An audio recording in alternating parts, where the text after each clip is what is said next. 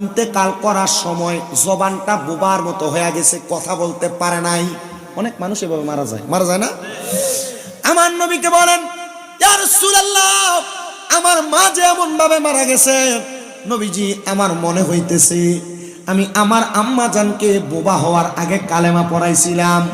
নবী গো, আমার আম্মা জান যদি কথা বলতে পারতেন, আম্মা জানের এত সম্পদ থেকে আমার মনে হয় আমার আম্মা জান সাদাকা করতেন। অবাক, সাদাকা করতেন। বলে, হ্যাঁ ইয়া রাসূলুল্লাহ, এখন আপনি আমাকে বলেন না আমি কি আমার মায়ের দেওয়া সম্পদ থেকে সাদাকা করতে পারবো কিনা? আপনারা যারা আপনাদের বাবার সম্পত্তি ব্যবহার করেন, আপনারা যারা আপনাদের মায়ের ওয়ারিসদার সম্পত্তি ব্যবহার করেন, মা বাবার সম্পত্তি ব্যবহার করলে চলবে না। মা বাবার দেওয়া সম্পত্তিকে আপনি আল্লাহর রাস্তায় মাঝে মাঝে ব্যয়ও করা লাগবে। আমি আপনাদের কাছে আমার বয়ানের ধারাবাহিকতায় কিছু কথা বলে যে একটু মনোযোগ দিয়ে শোনার চেষ্টা করেন।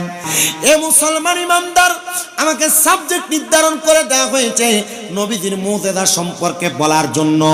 আমি জানি না আমার পাপী মুখে কি নবীজির মর্যাদা সম্পর্কে, মুজিজা সম্পর্কে বলবো, তবে আমি আপনাদের কাছে আল্লাহ তাআলার কালামে হাকিম থেকে দুইটা আয়াতে কারিমা তেলাওয়াত করেছি, যেখানে আমার আল্লাহ তাআলা অত্যন্ত সুন্দরভাবে বলেছেন, ইয়া আইয়ুহাল্লাযীনা আমানু, আল্লাহ তাআলা বলেন যে ঈমানদাররা, ইত্তাকুল্লাহ, তোমরা আমি আল্লাহকে ভয় করো, ওয়াল তানজুর, তোমাদের প্রত্যেকের তাকানো উচিত, নাফসুম মা কদ্দামাত লিগাদ, তোমাদের পূর্ববর্তীদের দিকে তারা তাদের আগে কি প্রেরণ করেছে। আল্লাহ আবার বলেন ওয়াত্তাকুল্লাহ, তোমরা আমি আল্লাহকে ভয় করো। এরপরে আল্লাহ তাআলা ঘোষণা করে, বান্দা ইন্নাল্লাহা খবীরুম বিমা তা'মালুন, নিশ্চয় আল্লাহ তাআলা তোমাদের অন্তরের সকল খবর সম্পর্কে অবহিত। হে আমার মুসলমানেরা, আমি ডাইনে বামে না যাইম, ডাইরেক্ট আয়াতে কারিমার আমার আলা হযরত ইমাম ইশকে মুহাব্বত ইমাম আহমদ রাজা খান ফাজলে বেরলভী ওনার তাফসিরে কানজুল ঈমান, হযরতে আহমদ ইয়ার খান নঈমী রাহমাতুল্লাহ আলাইহি ওনার তাফসিরে নূরুল ইরফানের মধ্যে অত্যন্ত সুন্দরভাবে এই আয়াতে কারিমা তাফসীর করতে যাইয়া আল্লাহ নবীর একটা হাদিসে মুবারক এখানে কোট করেছেন। হযরতে জাবির ইবনে সামুরা রাদিয়াল্লাহু তাআলা আনহু হাদিস বর্ণনা করেন। তিনি বলেন, আমি আমার নবীকে প্রশ্ন করলাম, ইয়া রাসূলুল্লাহ, ইয়া হাবিবাল্লাহ, নবী গো, আপনি বলেন না আল্লাহ তাআলার কেমনে বান্দা ভয় করব? এই আয়াতে কারিমার মধ্যে আল্লাহ তাআলার ভয় করার কথা দুইবার কেন বললেন? আমার দয়াল নবী ডাক দিয়া কয়, জাবির ইবনে সামুরা, আমি দয়াল নবী তোমাদের সামনে বয়ান করতেছি। নবীজির সামনে একজন না দুইজন না 70 জন সাহাবায়ে কেরাম বসা। আমার নবী বলেন, শোনো, আমি কেন আমার এই মজলিসের মধ্যে বসে থাকা অবস্থায় আমি তোমাদেরকে আল্লাহর ভয়ের কথা দুইবার বললাম জানো? জাবির ইবনে সামুরা, ইয়া রাসূলুল্লাহ, নবী গো, কারণটা কি আপনি বলেন না? আমার নবী কই 70 এবং 72 জন সাহাবায়ে কেরামের মাঝখানে দুইটা মুনাফিক বসে আছে, যারা এখানে বসে বসে আমি নবীর জবান মুবারকের কথাগুলা ইহুদিদের কাছে যা বেচা কেনা করে। হে আমার বাড্ডার বাবা, এ হাজীগঞ্জের বাবা, দেখবেন বাড্ডা এলাকার দোকানের মধ্যে অনেক মানুষ বয়া বয়া একজন আরেকজনের নামে, একজন আরেকজনের ব্যাপারে বাড়িতে কি শুনে আসছে তার ব্যাপারে বিভিন্ন রকমের মন্তব্য বলে, বিভিন্ন রকমের পিছনে পেছনে কথা বলে, গীবত করে। আপনারা বলেন, এমন গীবত করা নেওয়ালা মুনাফিক সমাজের মধ্যে আছে না নাই? আছে এমন মুনাফিক? এবারে জোরে কয়, কারণ এবারে লগে এমন দুই একটা ঘটনা ঘটছে, কথা কন না, এমন মুনাফিক আছে না নাই? এ বাবা, গীবত যারা করেন, আমি আমার আলোচনার ধারাবাহিকতা রক্ষা করার আগে আপনাদেরকে গীবতের ব্যাপারে 3টা হাদিসের বাংলা অনুবাদ শোনায় দেই। আমার নবী বলেন, যারা গীবত করে তারা যেন তাদের মৃত ভাইয়ের গোশত খায়। ও বাবা, মৃত ভাইয়ের গোশত, ভাই মারা গেল, আপনাকে যদি বলা হয় কামড়ে কামড়ে গোশতটা খাওয়ার জন্য, আপনি খাবেন না। 2 নাম্বার, এই গীবত হলো দুনিয়ার জেনার চাইতে আরো নিকৃষ্ট কাজ। 3 নাম্বার, আল্লাহর হাবিব ঘোষণা করতেছেন, যারা গীবত করে তারা যেন তার আম্মার সাথে 27 বার জেনা করে, 27 বার জেনা করে, 27 বার জেনা করে। আল্লাহ আল্লাহর হাবিব একবার দুইবার না, অপর হাদিসে বলেন 70 বার জিনা করে। এ বাবা, আপনি যদি আপনার আম্মা জানের সাথে মেলামেশা করার গুনাহ একবার গীবত করার কারণে আপনার আমলনামার মধ্যে লেখা হয়, আপনি কোনোদিন গীবত করবেন না। এই গুনাহের কথা যদি আপনার স্মরণ হয়, আপনি কোনোদিন পরনিন্দা করবেন না। দোকানে বসে বসে, চা দোকানে বসে, এই শুনছুস নি অমুক তো এটা করছে, এ জানোস নি অমুক তো এটা করছে, এমন গীবত করব না। এমন গীবত থেকে আমরা দূরে থাকবো। আম্মা জান আয়েশা সিদ্দিকা রাদিয়াল্লাহু তাআলা আনহা বলতেছেন, আমি আমার নবীজির সাথে উস্তুনে আয়েশার নিচে বসা, সুবহানাল্লাহ কন্যা, কোথায় বসা? উস্তুনে আয়েশার সাথে। উস্তুনে আয়েশা হান্নানা না, আমার নবীজির মদিনাতুল মুনাওয়ারা রওজা মুবারক এবং নবীজির মিম্বর, এই বরাবর 3টা ফিলার আছে, 3টা বড় বড় গাছ। একটা গাছের নাম উস্তুনে হান্নানা, যেটা ধরে আমার নবী খুতবা দিতেন। মাঝখানে একটা গাছ আছে যে গাছের নাম উস্তুনে আহাদা, যেটার ভিতরে আমার নবীজি দূর দূরান্ত থেকে কোনো মানুষ আসলে এটার নিচে বৈশা নবী মেহমানদারি করতেন। আরেকটা গাছের নাম উস্তুনে আয়েশা, আমার নবী যখন একটু অস্বস্তি বোধ করতেন অথবা ঘুম ঘুম পাইতেন, আম্মা জান আয়েশা সিদ্দিকাকে নিয়ে গভীর রাত্রে উস্তুনে আয়েশার নিচে বসে আমার নবী বক্তব্য দিতেন। সুবহানাল্লাহ, জোরে কন্যা। এখন তো মসজিদে নববীর মধ্যে প্রবেশ করলে, মসজিদে নববীর ভিতরে প্রবেশ করে এই রিয়াজুল জান্নাতে ঢুকার জন্য নুসুক অ্যাপের মাধ্যমে সিরিয়াল নেওয়া লাগে, কিন্তু পূর্বে এমন সিরিয়ালের দরকার ছিল না। আমি গত বছর যখন গেছি উমরাতে, তা আমি ঢুকার পর আমি দেখলাম যে অবস্থাটা বেশি ভালো না। মনে হয় নামাজ 2 রাকাতই পড়া যাইব। রিয়াজুল জান্নাহ কিন্তু স্বাভাবিক জায়গা না। রিয়াজুল জান্নার ভিতরে আমার রহমাতুল্লিল আলামিন নবীজি এই জায়গাটারে জান্নাতের একটা টুকরা বইলা গেছে। কেমনে জানি একটু কিপটামি করে করে সুবহানাল্লাহ কয়। তাবারুকের মোটামুটি নমুনা যেটা আছে, এটা আপনারা সুবহানাল্লাহর আওয়াজের কাছে একটু ফাল্লা দিয়ে ফাটতেছে না, একটু মোহাব্বতে কোন না সুবহানাল্লাহ। আমি এই জায়গাত নামাজ পড়তেছি, আমি ঠিক আল্লাহ রসুলের রওজা মুবারকটা যেদিকে সোনালি যে ফিলার এই একটা সিরিয়াল আছে, এখান দিয়ে দাঁড়ায় 2 রাকাত পড়ছি। এখন দেখতেছি মোতোয়ারা ডাকতেছি, আল্লাহ হাজি তাল তাল তাল তাল, যান থেকে তাড়াতাড়ি। তা আমি এখান থেকে লইরে আবার সামনের কাতারে গেছি, তা 2 রাকাতের বেশি তো পড়া যেত না। এখানে পড়ছি 2 রাকাত। চিন্তা করলাম এত কম নামাজ পড়বো, জান্নাতের একটা টুকরা আল্লাহ কোন দিন আনে না আনে। আবার গেছি 2 রাকাত পড়তে, এখান থেকে একটু পিছনে দেয়, কাতারের পিছনে আবার 2 রাকাত পড়ছি। চিন্তা করলাম পড়লাম মাত্র 6 রাকাত, কামটা কেমন হইব না, আরো কিন্তু পড়তে পারলে মনে হয় একটু সুবিধাটা ভালো হোক। তারা জ্বালা তোর না হুন্ডা নষ্ট হয়ে গেছে, আইসত কেমনে দম কাটা।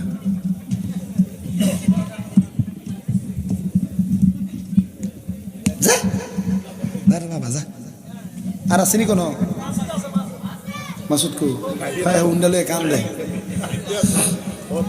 এরা দেখতে আসি নলুয়া রাস্তার মাথার ভিতরে খারিয়ে দিছি। তো যে কথা, তা আমি 6 রাকাত নামাজ পড়ছি। আমি চিন্তা করলাম আর কত দূর যদি পড়তে পারতাম। দেখেন মদিনাওয়ালা রোজার পাশে দাঁড়ায় শুধু কইতেছি, ইয়া রাসূলুল্লাহ আপনার রোজার পাশে আর 2 রাকাত নামাজ পড়তে পারলে ভালো লাগতো, আর মদিনাওয়ালা সাথে সাথে কবুল করতেছে। সুবহানাল্লাহ। আমি এখানে দাঁড়ায় রয়েছি, তো ওই দিক দিয়ে আমার সাথে, আমি যে হজে গেছি লন্ডনের মঞ্চেস্টার থেকে আমার এক বাবা যান আবু সাইদ কবি, উনি ওইখানে গেছে। উনি যে মুতোয়া ডিস্টার্ব করবে, মুতোয়ার সাথে ইংলিশে কথা কইতেছে আর আমার পিছন দিয়ে ইশারা দিতেছে। আমি আল্লাহ রসুলের যে যার মিম্বরে দাঁড়ায় খুতবা দিতেন, এই মিম্বর সিবাটার ভিতরে ঢুকে গেছি। 2 রাকাত করে শর্টকাট 3 আয়াত করে দিয়ে আমি 4 রাকাত নামাজ পড়ছি, মানে মোট 10 রাকাত। মারহাবা কয় না দো। আর আমি মক্কাতুল মুকাররমা এবং মদিনাতুল মুনাওয়ারা, বদর, উহুদ, খন্দক, একবার যতগুলা জায়গা আছে সবগুলা ঘুরার আগে যেখানে ঢুকমু, ঢুকারে বেড়ে গেছে। এখন কইলে হয়ে যাবা কমক জায়গাত গুগলে ঢুকে সার্চ দিয়ে লিখতাছি এই জায়গাটার কি হিস্টোরি আছে। আমার মনে হয় শুধু আমি 15 দিনের হজের সফরে যা শিখছি আল্লাহ রসুলের শান, আমার মনে হয় আমি আমার এই এতটুক বলতেছি। আমি উস্তুনে আয়েশা, উস্তুনে আহাদা, উস্তুনে হান্নানা, এই 3 গাছ সম্পর্কে খবর নিয়ে দেখি। রাহমাতুল্লিল আলামিন নবী উস্তুনে আয়েশার পাশে মা আয়েশা সিদ্দিকার নিয়ে বসা, বনু কুরাইজা গোত্রের এক মহিলা আয়েশা আল্লাহ রসুলের কাছে কাঁদতেছে, নবীজির কাছে কান্দে। বনু কুরাইজার মহিলা, মা বোনেরা শোনেনি পর্দার হলে মহিলারা লেগে কাম হইব। মহিলা কান্না করেন কেন? আম্মা জান আয়েশা সিদ্দিকা রাদিয়াল্লাহু তাআলা আনহা বলেন, আমি বনি কুরাইজার ওই মহিলারে দেখে আমি আবার নবীজির চোখের আড়াল হয়ে গেলাম। আমি দেখলাম আমার নবীজির সামনে মহিলাটা কান্না করতেছে। আল্লাহর হাবিব প্রশ্ন করে, এ বনু কুরাইজার মহিলা কান্না করার কারণটা জানতে চাই। মহিলা ডাক দিয়ে কই, ইয়া রাসূলুল্লাহ, আমি আমার যে মায়ের গর্ভ থেকে জন্মগ্রহণ করেছি, আমার আম্মা জান গতকালকে ইন্তেকাল করেছেন। ইয়া রাসূলুল্লাহ, আমার আম্মা জানের হিউজ পরিমাণ অনেক সম্পদ আছে। নবী গো, আমার আম্মা জান ইন্তেকাল করার সময় জবানটা বোবার মতো হয়ে গেছে, কথা বলতে পারে নাই। অনেক মানুষ এভাবে মারা যায় না? আমার নবীকে বলেন, ইয়া রাসূলুল্লাহ, আমার মা যে এমন ভাবে মারা গেছে, নবীজি আমার মনে হইতেছে আমি আমার আম্মা জানকে বোবা হওয়ার আগে কালেমা পড়াইছিলাম। নবী গো, আমার আম্মা জান যদি কথা বলতে পারতেন, আম্মা জানের এত সম্পদ থেকে আমার মনে হয় আমার আম্মা জান সাদাকা করতেন। অবাক, সাদাকা করতেন।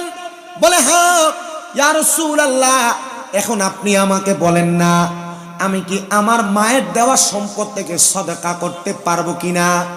আপনারা যারা আপনাদের বাবার সম্পত্তি ব্যবহার করেন, আপনারা যারা আপনাদের মায়ের ওয়ারিসদার সম্পত্তি ব্যবহার করেন, মা বাবার সম্পত্তি ব্যবহার করলে চলবে না।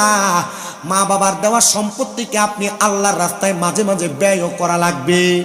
আমি আপনাদের কাছে আমার বয়ানের ধারাবাহিকতায় কিছু কথা বলে যে একটু মনোযোগ দিয়ে শোনার চেষ্টা করেন। আল্লাহর হাবিব বলেন, এ মহিলা, তুমি যদি চাও তোমার এই টাকা পয়সা সম্পদ থেকে তুমি তোমার মায়ের পক্ষ থেকে তুমি আল্লাহর রাস্তার মধ্যে সাদাকা করতে পারো। ইয়া রাসূলুল্লাহ, আপনি বলেন না গো নবী, আমি কি সাদাকা করলে আমার আম্মা জান শান্তি পাবে, আমার আম্মা জানের রুহুটা শান্তি পাবে? নবী আমার বলে, মহিলা, তুমি তোমার আম্মা জানের পক্ষ থেকে পানি সাদাকা করো। মহিলা ডাক দিয়া কই, ইয়া রাসূলুল্লাহ, নবী গো, আমি আপনি সাক্ষী থাকেন, আমি আমার আম্মা জানের মোহাব্বতে আমি এই জায়গার মধ্যে আরবের মানুষ এবং আরবের বেদুইনদের জন্য তারা যেন পানি আহার এবং পান করতে পারে, আমি এই জায়গাতে একটা কূপ খনন করে দিলাম। আল্লাহর হাবিব বলেন, তুমিও সাক্ষী থাকো বনু কুরায়জার মহিলা, তোমার আম্মা জান যেহেতু কবরের বাসিন্দা, এই কূপের মধ্য থেকে যত মানুষ পানি পান করবে, আমার আল্লাহ তাআলা তোমার আম্মা জানের কবরের মধ্যে সারাবান তাহুরা দান করে দিবে। ওই মহিলা চলে গেলেন, কূপ খনন করে দিলেন। পরের দিন ওই মহিলা কান্না করতে করতে আমার নবীজির দরবারে আগমন করলেন। আগমন কইরা ডাক দিয়ে কই, ইয়া রাসূলুল্লাহ, নবী গো, আমি তো মারাত্মক একটা বড় স্বপ্ন দেখছি। আল্লাহর হাবিব বলে, এ মহিলা, তুমি কি স্বপ্ন দেখছো, তোমার কথা আমি জানতে চাই। মহিলা ডাক দিয়ে কই, ইয়া রাসূলুল্লাহ, আমি স্বপ্ন দেখছি গো, আমার আম্মা জানকে যিনি বসে আছেন, বসে বসে কত রং বেরঙের শরাব পান করতেছে। আমি আমার মারে প্রশ্ন করলাম, আম্মা জান, এমন শরাব আপনি কোথায় পেলেন আর কোন জায়গা থেকে পাইলেন? আমার আম্মা জান বলে, মা, তোমার মতো একজন নেককার কন্যা সন্তান আমি দুনিয়াতে রাইখে আসছি, আর তোমার সাদাকার বিনিময়ে আমার আল্লাহ তাআলা আমি মা জননীকে জান্নাতের শরাব পান করে দিতেছে। কেন বলতেছি শোনেন। এরপরের দিন নবীজির দরবারে হযরতে সাদ ইবনে উবাদা রাদিয়াল্লাহু তাআলা আনহু, আমার নবীর প্রখ্যাত একজন সাহাবী সাদ ইবনে উবাদা রাদিয়াল্লাহু তাআলা আনহু আগমন করছে। ইয়া রাসূলুল্লাহ, কান্তাছে, চোখের পানি পড়ে। ইয়া রাসূলুল্লাহ, নবীজি, আমার আম্মা জান ইন্তেকাল করেছে, আমি আমার মার জানাজার নামাজ চাইছি না। আচ্ছা, কোন সন্তানের মা বাপ মরে গেলে যদি জানাজাটা না পড়াইতে পারে, কলকাতা সিরা যায় না? সাদ ইবনে উবাদা কই, ইয়া রাসূলুল্লাহ, নবী গো, আমি আমার মায়ের জানাজার নামাজ পাই নাই, কিন্তু আমার মা আমার জন্য অনেক সম্পদ রেখে গেছে। ইয়া রাসূলুল্লাহ, ইয়া হাবিবাল্লাহ, নবী গো, এই সম্পদগুলা আমি কি করব আমি বুঝতেছি না। নবী গো, আমি আমার মায়ের জানাজা যেহেতু পাই নাই, আপনি বলেন না আমি কি আমার আম্মা জানের জন্য কোনো ইসালে সওয়াব পাঠাইতে পারি নাকি? এমন কি কাজ আছে যেটা করার মাধ্যমে আমার আল্লাহ তাআলা আমার আম্মা জানের কবরে নাজাত প্রদান করবে? নবী আমার ডাক দিয়া কয়, সাহাবী সাদাকা। ওই সাহাবী ডাক দিয়া কয়, ইয়া রাসূলুল্লাহ, আপনি সাক্ষী থাকেন গো নবী, আপনি সাক্ষী থাকেন, আমার একটা মিখওয়াদা নামক খেজুরের বাগান আছে, তুমি এমন করে ছেড়ে যাইবা আজগর আলী পাটোয়ারিয়া গে, জানি না তোমার আত্মাতে মি সায়াতা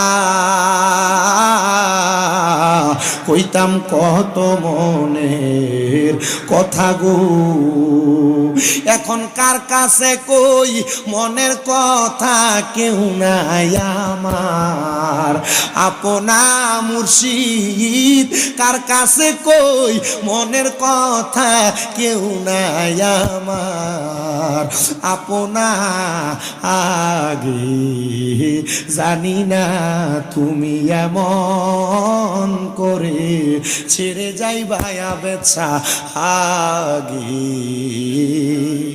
জানি না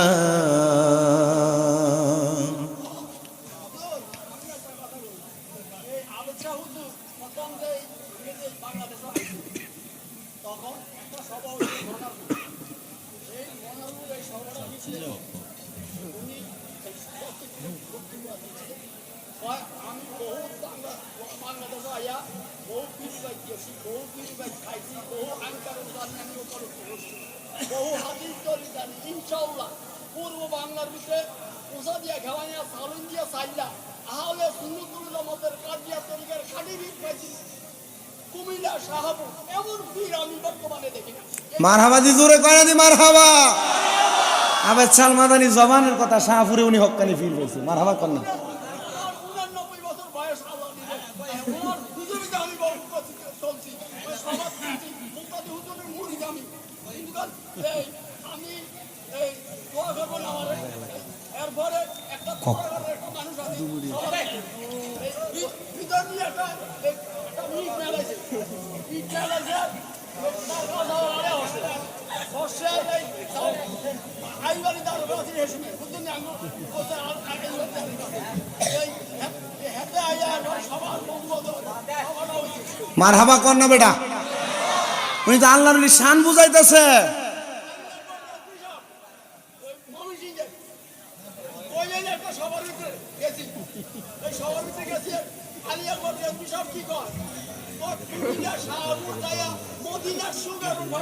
মারহাবা কোন না মারহাবা মানে বাগদাদি হুজুর কেবলার প্রশংসা আবেদ দাল মাদানি আবেদ চাল মাদানি হুজুরও করে গেছে আবার আলী আকবরের বিশা হুজুরও করে গেছে দেখছেন নি ফাগলার মুখের কথা আচ্ছা তোমার শান্তিকরণ লাগা আমি একটা শাহপুরের শান গাই আমি জানি শাহপুরের বহুত ফাগলা আছে আরে শাহপুরের প্রেম বাগানে শাহপুরের প্রেম বাগানে ফুটলো আজব ফুল সেই ফুল আমার প্রাণের মুর্শিদ বাগদাদি হুজুর সেই ফুল আমরার প্রাণের মুর্শিদ কাউকাব শাহ হুজুর এটা আমার নিজের লেখা একটু মহাব্বতে কোন শাহপুরের প্রেম বাগানে শাহপুরের প্রেম বাগানে ফুটলো আজব ফুল সেই ফুল আমার প্রাণের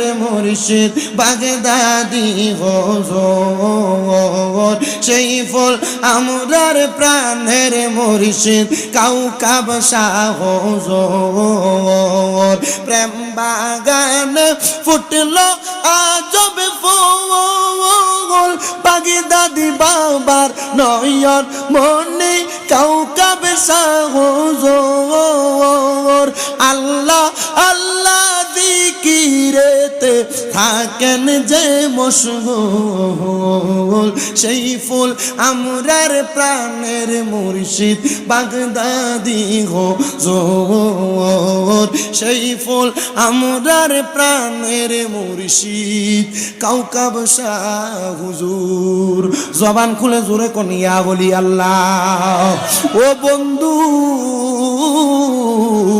হযরত সুলতান মাহমুদ গজনবী সাথে সাথে নামাজের মুসল্লা থেকে উঠা গেছে দৌড়াইয়া যায় ওই চারজন ব্যক্তিরে ডাক দিয়াই না ডাক দিয়া কই হুজুর এমন ইবাদত বুঝি 7 দিনের ভিতরে করছেন যে ইবাদত দিয়া আল্লাহর বন্ধু হয়ে গেছেন জান গো জান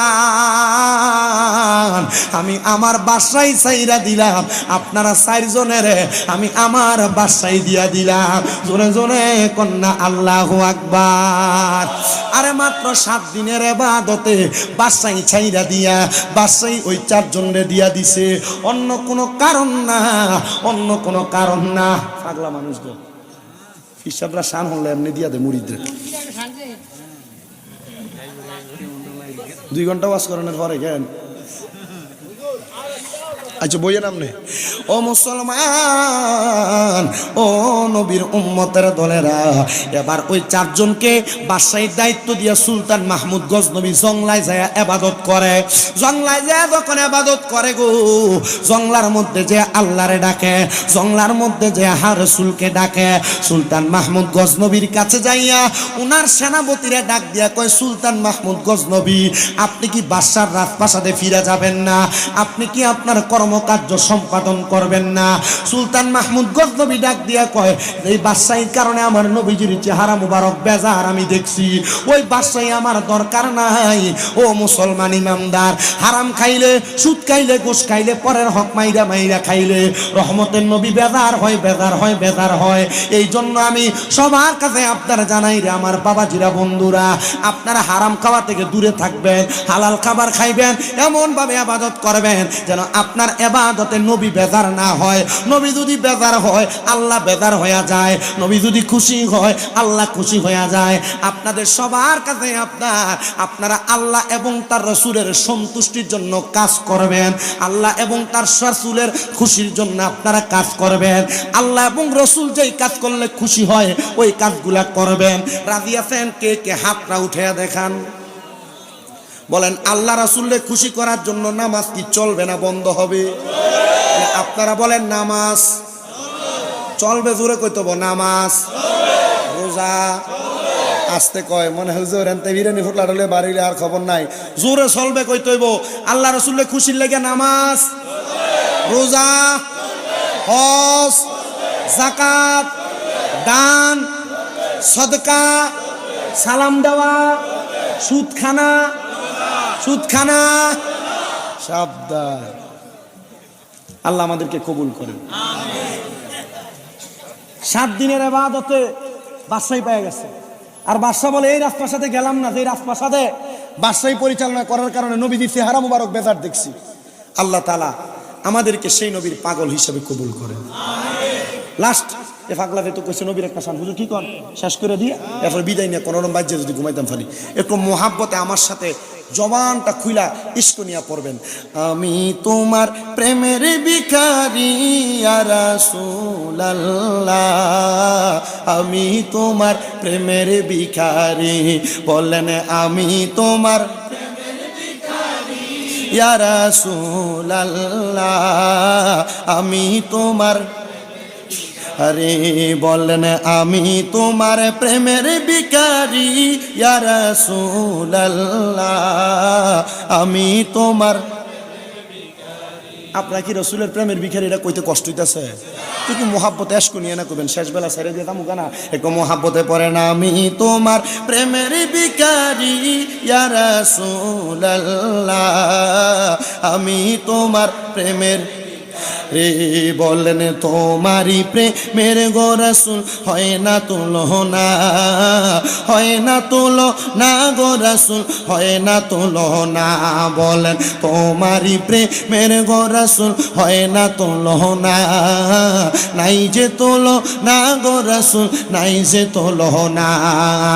তোমার প্রেমে জিন্দা হইল উস্তুনে হান্নানা ইয়া রাসূলুল্লাহ, আমি তোমার রে, বলেন আমি তোমার প্রেমের ইয়া রাসূলুল্লাহ, আমি তোমার, তোমারি প্রেমেতে আমার কলিজায় আঙ্গার, কলিজায় আঙ্গার গো রাসূল, কলিজায় আঙ্গার, তোমারি প্রেমেতে আমার কলিজায় আঙ্গার, কলিজায় আঙ্গার গো রাসূল, কলিজায় আঙ্গার।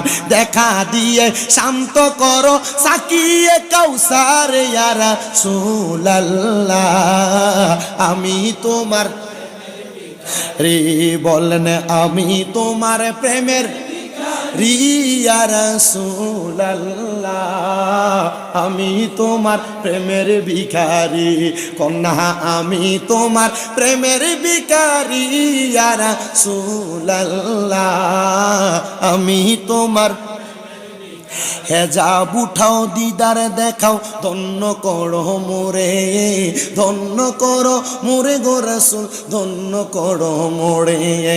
হেজাব উঠাও দিদার দেখাও ধন্য করো মোরে, ধন্য করো মোরে গো রাসূল ধন্য করো মোরে। তোমার দিদার বিহনে পরাণ যে বাঁচে না ইয়া রাসূলুল্লাহ, আমি তোমার প্রেমের ভিখারি কন্যা, আমি তোমার প্রেমের ভিখারি ইয়া রাসূলুল্লাহ, আমি নবীর প্রেম আসেনি অন্তরে? শেষ বেলায় দুই হাত সোজা করে তোলেন, সোজা সোজা। একটা প্রেমের বাগান সাজাইছেন না বাড্ডায়, শেষ সাইটাই না তুইলা দিছে আমরা সাকাওয়াত হুজুরে। এই দুইটা হাতরে নবীর রঙের পতাকা বানায় লারা দিবেন আর করবেন মোহাব্বত। হুজুর আপনি এত সমস্যা আপনি তুলেন না আপনার এরকম মোহাব্বতে, আমি তোমার প্রেমের ভিখারি ইয়া রাসূলুল্লাহ, আমি তোমার জোরে, আমি তোমার প্রেমের ইয়া রাসূলুল্লাহ, আমি তোমার ইয়া রাসূলুল্লাহ ইয়া হাবিবাল্লাহ, আমরা তোমার প্রেমের ভিখারি। আল্লাহ নবীর প্রেমে আউলিয়া কেরামের সোহবতে আমাদের জীবন কাটানোর তৌফিক দান করেন, পড়েন আমিন। আর যেই বিষয়ে বয়ান করছি প্রত্যেকটা বিষয়ে আমলে জিন্দিগিতে বাস্তবায়ন করার তৌফিক আল্লাহ দান করেন। আসসালামু আলাইকুম ওয়া রাহমাতুল্লাহি ওয়া বারাকাতুহু।